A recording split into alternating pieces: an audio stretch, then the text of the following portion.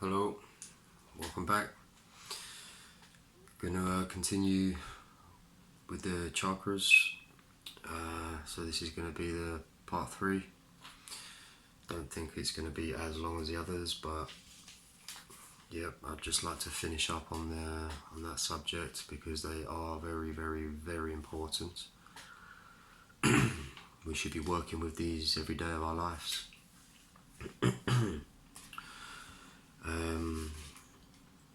There's a few things I just wanted to clear up, and well, not clear up, just mention. And one of them was some of the crystal gemstones that you can get to help each individual chakra, and also one or two that can help all of them at the same time. I've showed you before my chakra bracelet that has all 7 crystal gems inside, so it can help all of them at the same time. But starting from the top down again, actually no, we'll start from the bottom up this time, shall we? So for the root, for the bottom one, for the root chakra, some of the crystals are red jasper, garnet, black obsidian, and black tourmaline. Now these are just a few of the good ones that you can use for your root chakra, which is down right at the reproductive sexual organs. And you know, if you're interested in this stuff, you can look into it a bit more, and then you can find out what that does, you know, and what way that will help. Then moving on to, actually let me show you one last time. We'll go through the symbols, and that would have been the root chakra symbol. And I've just given you some of the gem crystals that can help that. The sacral, which is the next one up from the root, the sacral chakra, you can use carnelian, sunstone, and orange calcite. You can use other ones as well. These are just some of the few that, you know, that I'm sort of recommending. They will help the sacral. And to show you the symbol one last time, that's for the sacral. And moving up to the solar plexus, some crystal gems to help with that area, area of energy in the body, because they're all different energies. We've already spoken about the frequencies and the vibrations.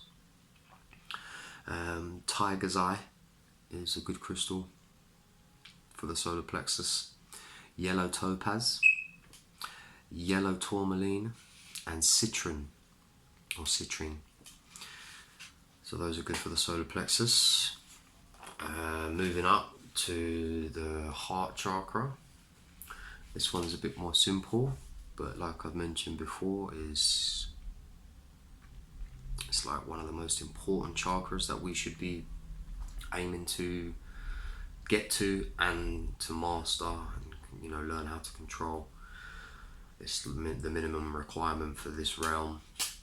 You know, heart is the earth, you know, it's the middle.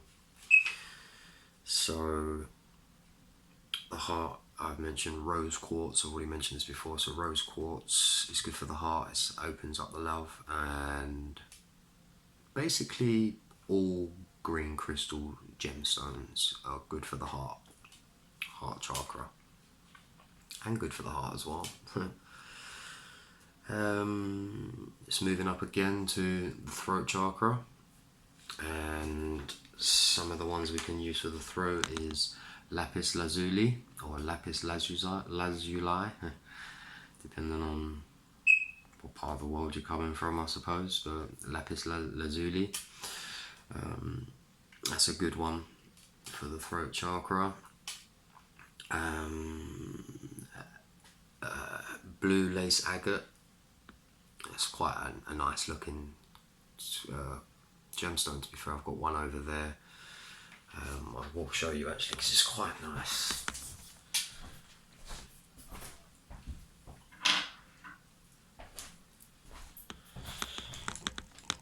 well the camera will pick it up, but we'll give it a go.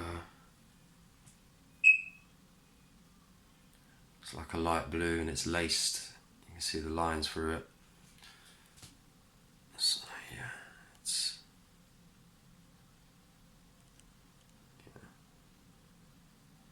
almost transparent around the edges as well. So yeah, when you're actually looking at it, you can see all the different colours come through. It's quite nice. So that's good for the throat chakra, the blue lace agate, and well, yeah, most blue stones. So for the heart, most green stones, and most blue stones for the throat chakra. And I forgot to show you the symbol again for the solar plexus. That isn't the throat, that's just for the one I spoke about before. Forgot to show you. And then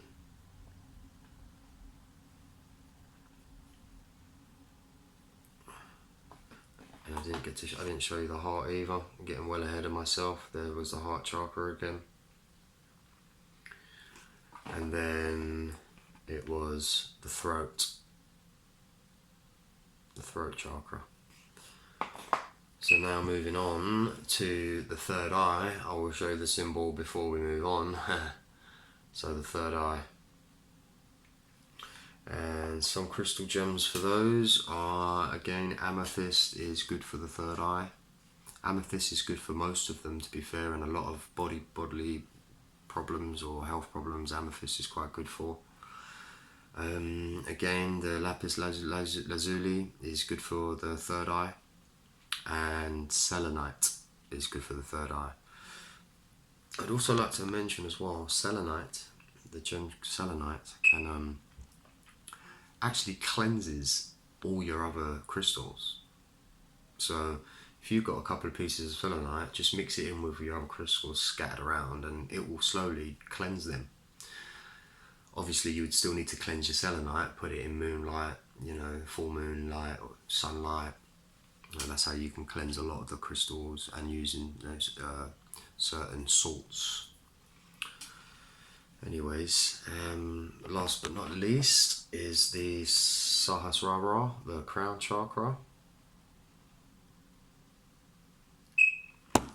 And some of the crystals for those are the clear quartz crystals, good for the crown chakra.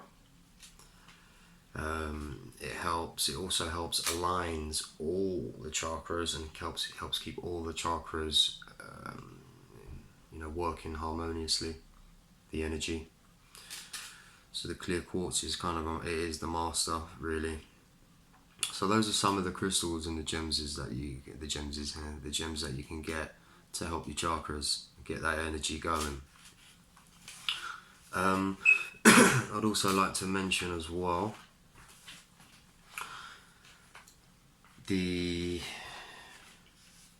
one second, just gonna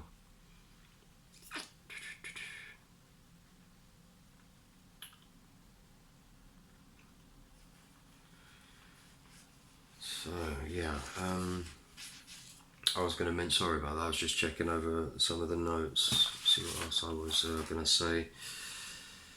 Right, okay.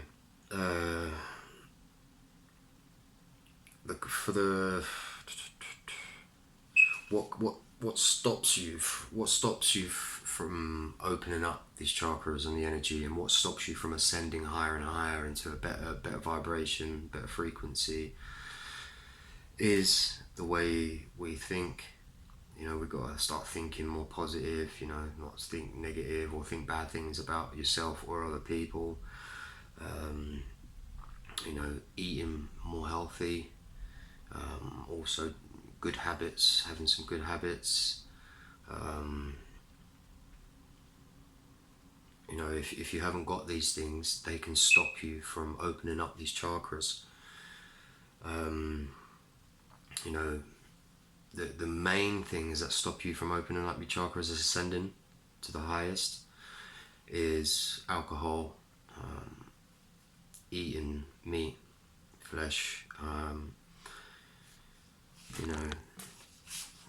all those, smoking, cigarettes and stuff. I wouldn't, you know, you got to be careful with marijuana. You know, some of it's good, some of it isn't good, and depending on how you're taking it as well. So that's maybe another subject I can talk about another time. The marijuana. Well, it's not even marijuana. That's what it's legally called. I don't call it that. I normally call it cannabis, because that's the original name for it.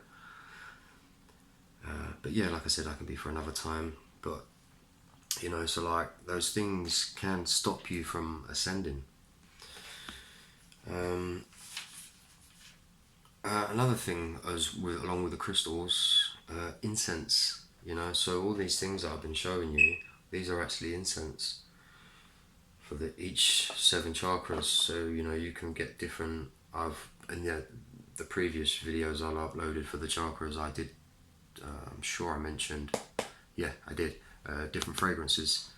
Each time I mentioned a different chakra. So if you wanted to look back on that, you can find out some of the incense that can help with that as well.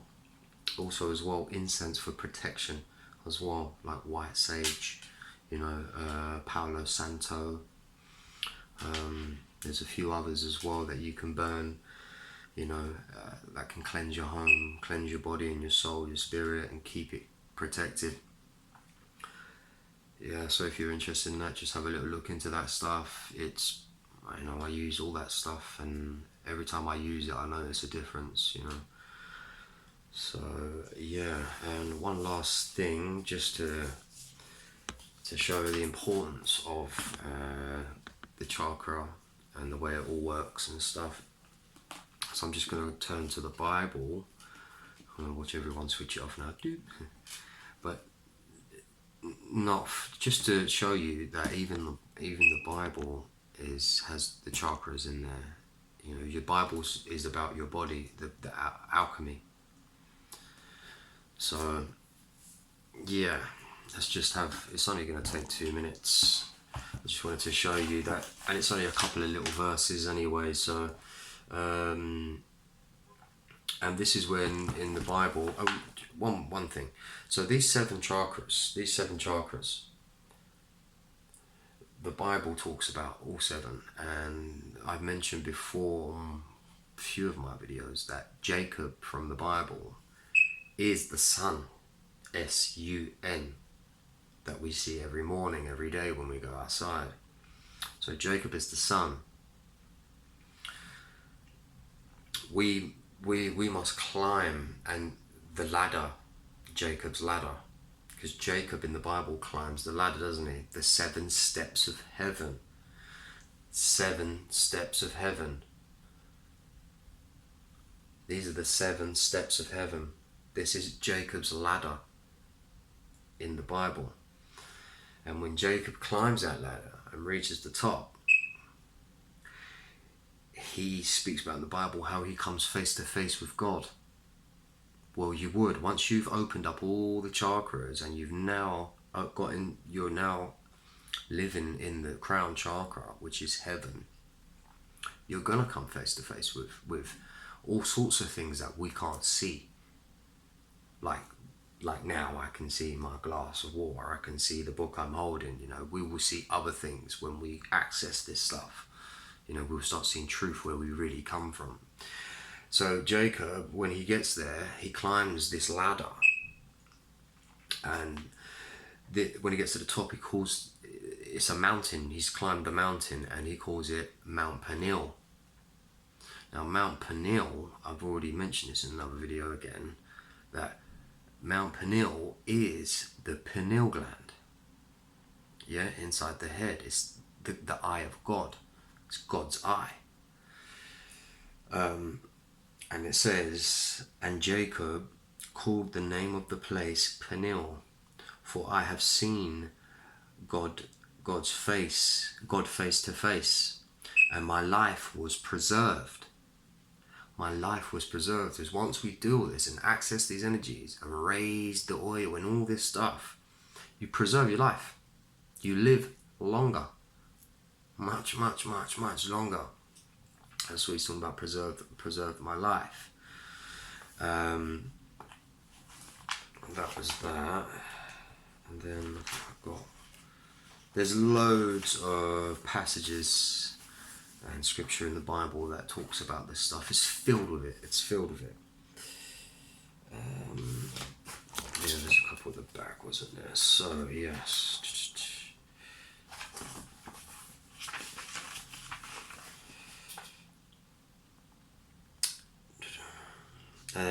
Yes, and these are seals. They're like seals, stamps. You know, you gotta open them up to see what's inside, the goodies inside.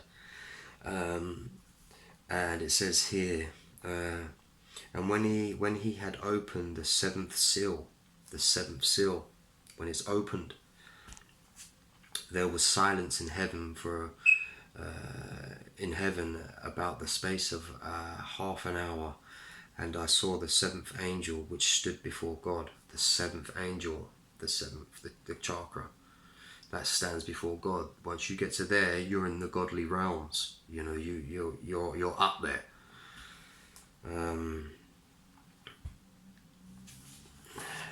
Let's say this last one. It says here, and I saw an angel come down from heaven, having the key of the bottomless pit. The bottomless pit is down here. Heaven, the bottomless pit, having the key for it, of the bottomless pit, and he had the key to a bottomless pit and a great chain in his hand. The great chain is your spine.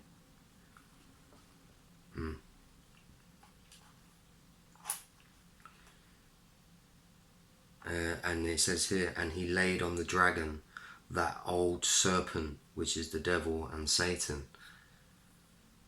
The dragon and the serpent is your spine, but it's the two snakes, the Kundalini and the Kundabuffer energy that go around your spine. You know, that's down at the bottom. They're sleeping, and we must awaken them and make them rise up our spine to our head. And that's what it's talking about. That old serpent down in hell that needs to rise up.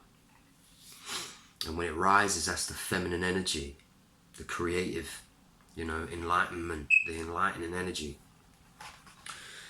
And then it says over here, and there, oh yeah, so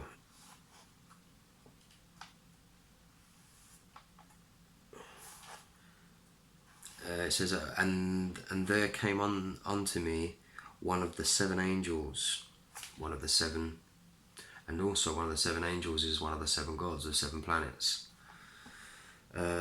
Came unto me the seven angels which had the seven veils full of the seven last plagues, and talked with me, saying, come hither, I will show you the bride. You know, at the altar. The altar is up here. But it's talking about the seven veils, the seven seals. And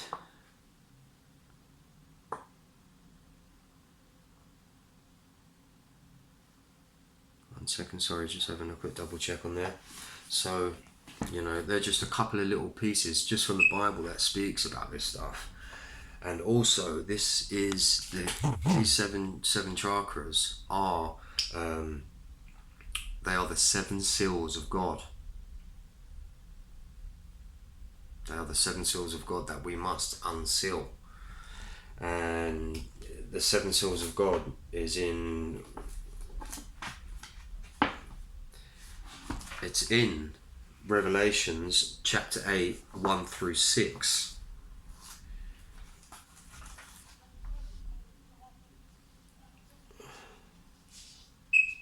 Chapter 8. Yes, yeah. So the seven seals of God. And when he had opened the seventh seal, there was silence, and I've already said this, for about half an hour. And then it goes on to talk about he was given the seven trumpets, because each of them plays a different tune. It's the trumpet. And another angel came and stood at the altar.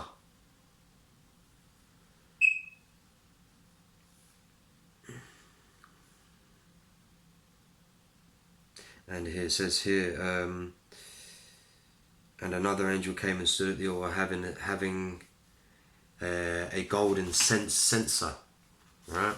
A golden censer is a golden incense. And there was given to him much incense, that he should offer it with the prayers of all saints upon the golden altar,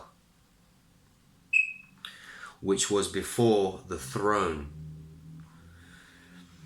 And the smoke of the incense, which came with the prayers of the saints, ascended up before God out of the angel's hand.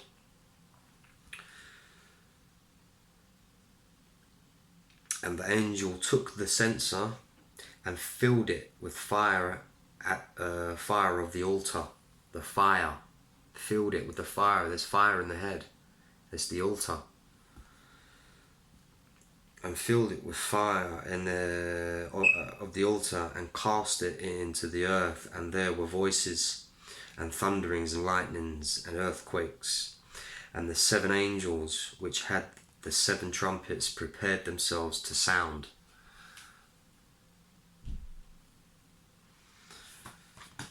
It's all there. This is how important this stuff is. So the Bible is full of allegory, it's full of fable, it's all esoteric, story within a story. So yeah, that's the power of incense as well. So I think I'm going to leave it there. It's another 22 minute long video. Yeah, that's that. Hope you enjoyed that. I think I've pretty much covered everything I wanted to speak about. Yeah, okay. I did actually mention the Kundalini, right? So your spine is, it's the staff, it's the pole, and the two serpents, they wrap up it. In fact, because this is time's kicking on a bit, I think I'm going to make another video about all of that stuff, because it's quite interesting. There's a lot of information to speak about that, and it's very relevant to the chakra system, the way the chakra works. You need to know about that stuff as well. So yeah, and also, when I was talking about raising the oil and things like that, so all this, it all comes together. Like I said, you will see me over time. I will slowly syncretize everything, bring everything together, because it belongs together. It does. It all goes hand in hand, all of it. Okay then, so I'll do another video on that another time. So we'll leave it there. Okay, love, light and energy to all.